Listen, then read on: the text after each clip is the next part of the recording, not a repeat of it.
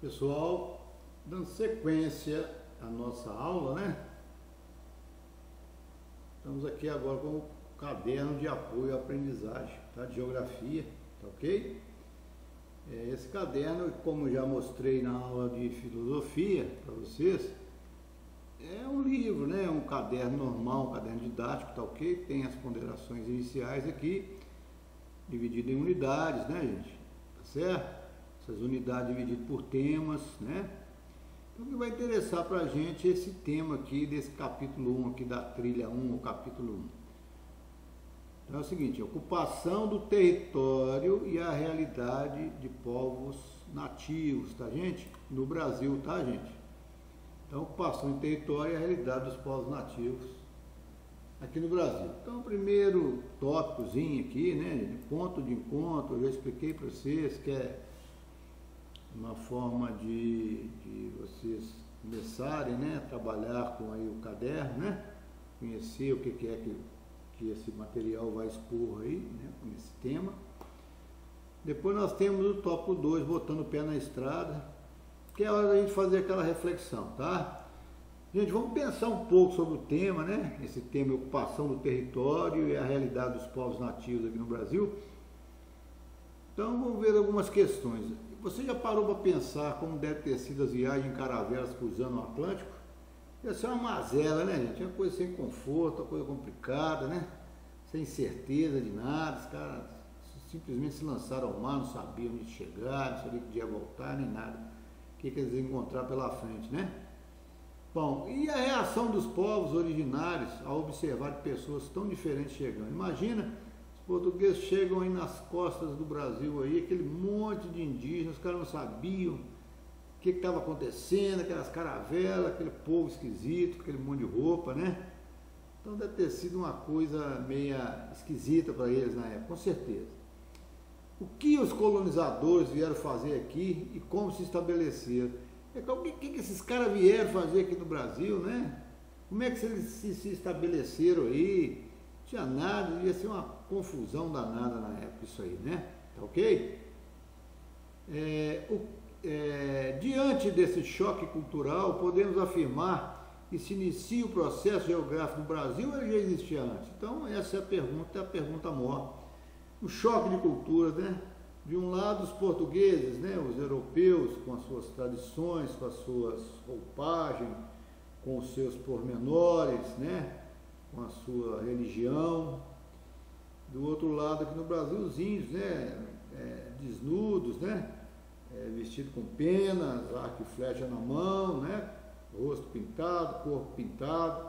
Quer dizer, então, uma coisa assim, duas culturas completamente diferentes, né? Isso foi um choque cultural. Mas a ideia é o seguinte, o processo, né, geográfico no Brasil começa quando os portugueses chegam, tem esse contato, há esse choque cultural ou já existia antes, tá? Então, gente, isso aí é para a gente refletir, não é para escrever nada, tá ok? Bom, lendo as passagens da trilha, é o tópico 3. Nós temos duas pinturas aqui, gente. A primeira pintura, chegada dos colonizadores, está aqui, tá? Tá aí a chegada dos colonizadores. Bom, essa pintura, ela foi feita, né, por um professor, tá? Um artista brasileiro, tá? O Oscar Pereira da Silva, e ela foi feita em 1900. Ela retrata, então, a chegada dos portugueses. Então, nós podemos observar aqui na obra que existe caravelas, né, umas embarcações menores trazendo a tripulação à terra, os índios esperando, né? Então nós temos aqui árvores, coqueiros, quer dizer, uma paisagem assim bacana, né? Tá? Então as águas mais calmas, tá? No mar, tá vendo? O céu tranquilo, tá? Então, o pessoal chegando aí no novo mundo, tá certo? Na figura 2, gente, nós podemos presenciar aqui primeira missa no Brasil. Também foi feito, esse quadro também foi realizado, feito, né, por um outro pintor brasileiro chamado Vitor Meireles, em 1861. E essa obra tem uma curiosidade, porque o Vitor Meireles, ele pegou a carta do Pero Vaz de Caminha, né, aquela primeira carta que Caminha escreve para a corte portuguesa, e vai se inspirar nessa carta para produzir essa obra. Então nós podemos reparar, ó, uma cruz já erguida aqui, né, em solo brasileiro, tá certo?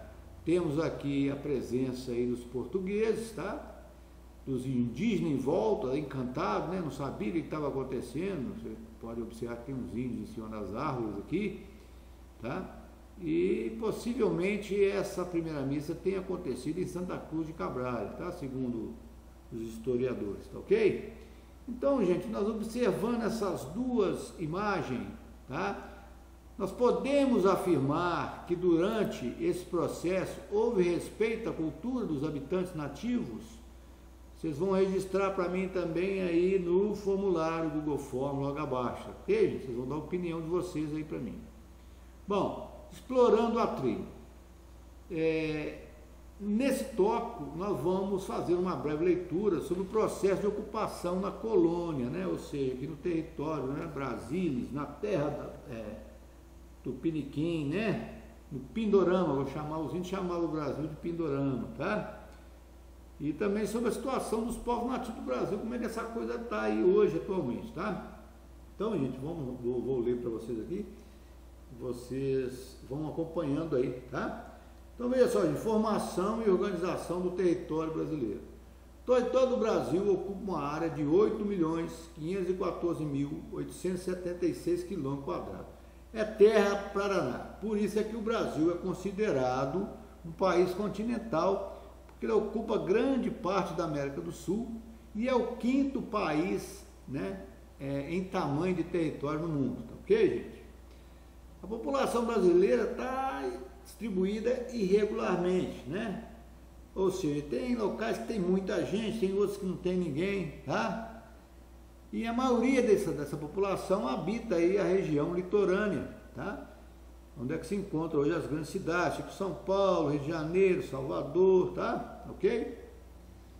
Isso é resultado, gente, da forma como o Brasil foi povoado, tá? Os portugueses, quando chegaram, eles povoaram o litoral. Então, os primeiros núcleos urbanos surgiram no litoral, tá ok?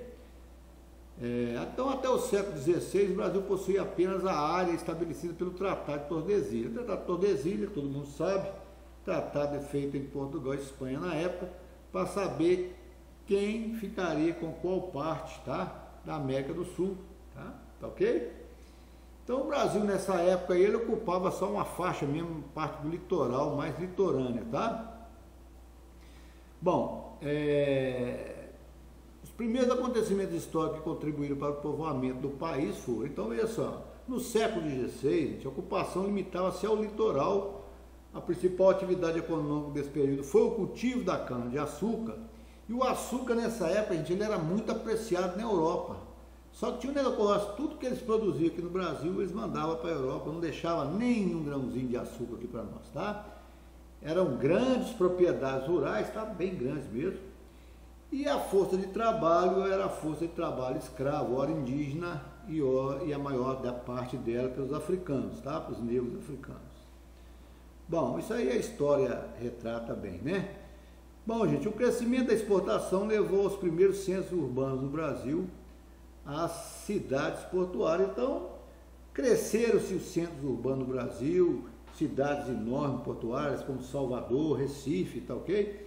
Então, as cidades ficaram grandes por causa disso, foi crescendo a exportação e começou a aglomerar pessoas, é lógico, né? Em busca de trabalho, em busca de riqueza, etc.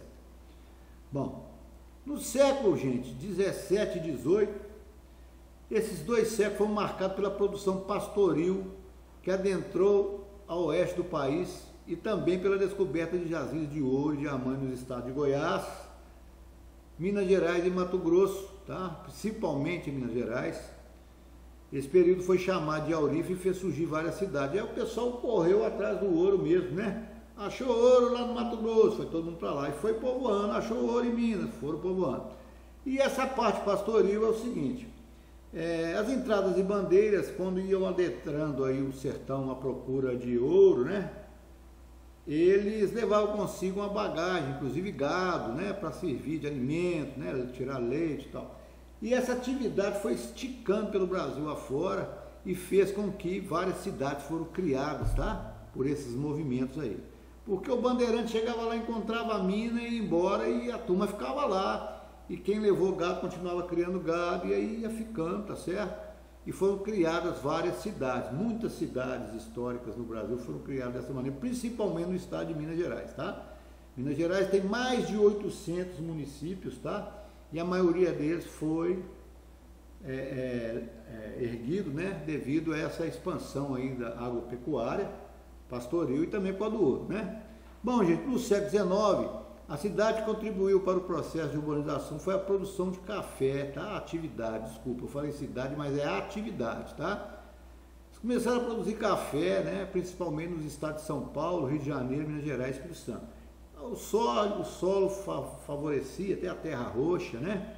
Tá certo? Esse plantio, essa nova cultura. Então, começou a se plantar café. Essa atividade também contribuiu para o surgimento de várias cidades, com certeza. Várias cidades cresceram, né? Em volta dos cafezais do Brasil aí, tá? Bom, gente, o texto 2, povos indígenas do Brasil, mulher e Yanomami. Bom, gente, falar do indígena no Brasil é coisa meio complicada.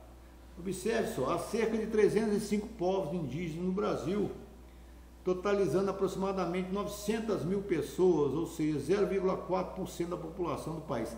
É muito pouca gente, né? Pelo que já foi, tá certo? Então, isso aí chega a ser um assassinato em massa, tá? Eu vou colocar dessa maneira aí, tá? As tribos, né, o indígena brasileiro sucumbiu a tudo, a violência, a tirania, certo? A doenças, né? Então passou por um processo quase extinção, tá? E se a gente não tomar, né, as autoridades não tomarem algum partido, com certeza vão se extinguir, tá? Existem tribos aí que vocês vão ver que só tem uma pessoa, tá? Outra só tem 3 pessoas, vocês vão ver daqui a pouco. Então veja só, gente, o governo reconhece 690 territórios indígenas, que abrange mais de 13% do território brasileiro. Quase todas essas terras se encontram na Amazônia, né? Claro, a Amazônia, a mata amazônica, né? Floresta amazônica, vai abrigar os povos da floresta, é lógico, né? Mas apesar de grande parte dos indígenas brasileiros viver fora da Amazônia, eles ocupam somente 1,5% da área total do restante do país. Tem muitas tribos que estão fora da Amazônia. Por exemplo, aqui no extremo sul da Bahia, nós temos tribos aí de Pataxós, Tupinambás, né? Estão fora lá dessa região norte, tá? E ocupam uma área muito pequena também, né? Então, gente, nessa fotografia aqui, a gente vai reparar a mulher Yanomami, tá? Certo? É a típica indígena representante da etnia Yanomami no Brasil, tá?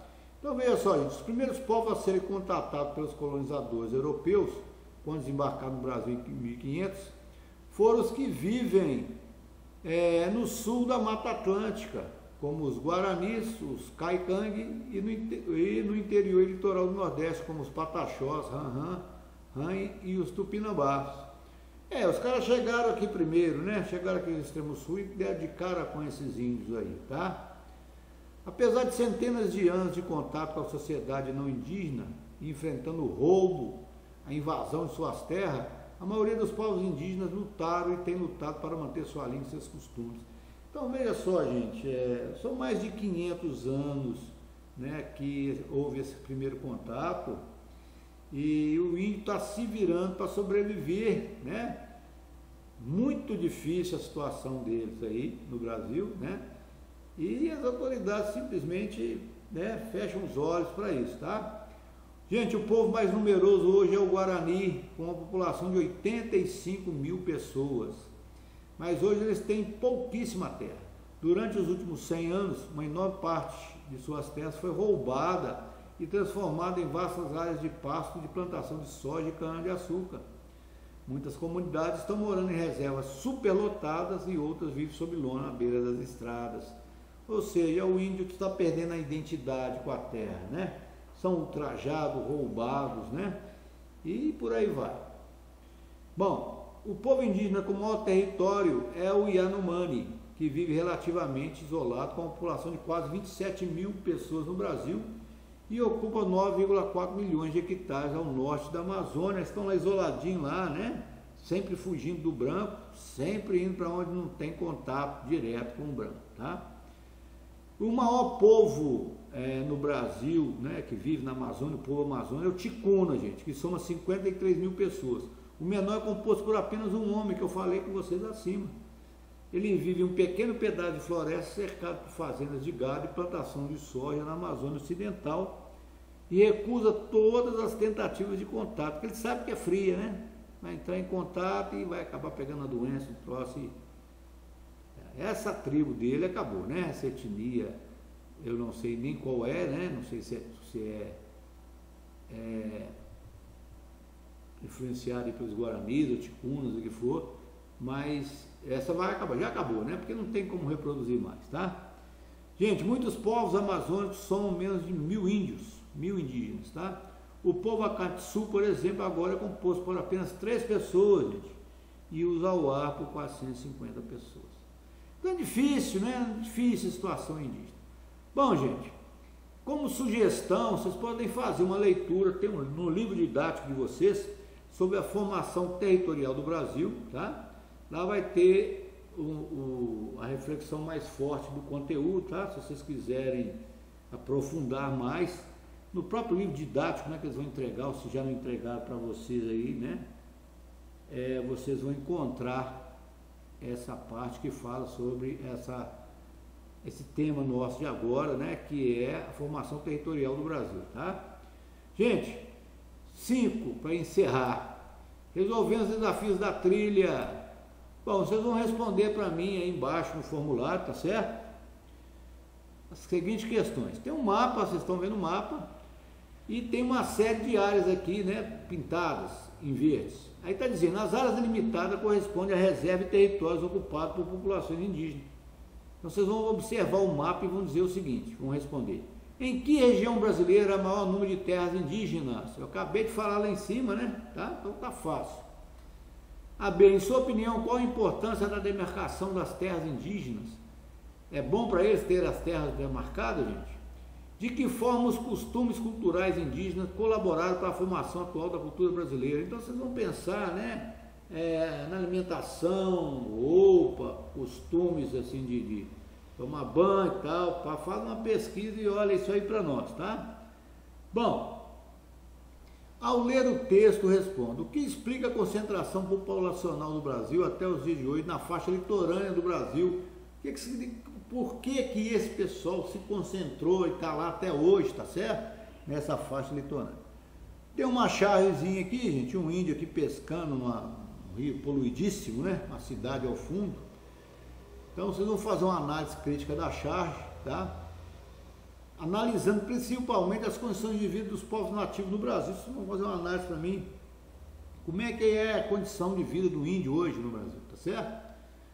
Bom, gente, a 4 é uma múltipla escolha. No Brasil colônia, a pecuária teve um papel decisivo em quê? Na ocupação das áreas litorâneas, expulsão dos assalariados do campo, formação e exploração dos minifúndios, fixação do escravo na agricultura, expansão para o interior. Então vocês vão responder isso tudo para mim nos questionários que se encontram aí no Google Forms, formulário Google que estão abaixo dos vídeos. Gente, no mais é isso aí. Muito obrigado aí mais uma vez, tá? Façam o exercício, vejam os vídeos, tá? E qualquer dúvida nós estamos aqui, tá? Muito obrigado, por hora é só, tá, gente? Valeu!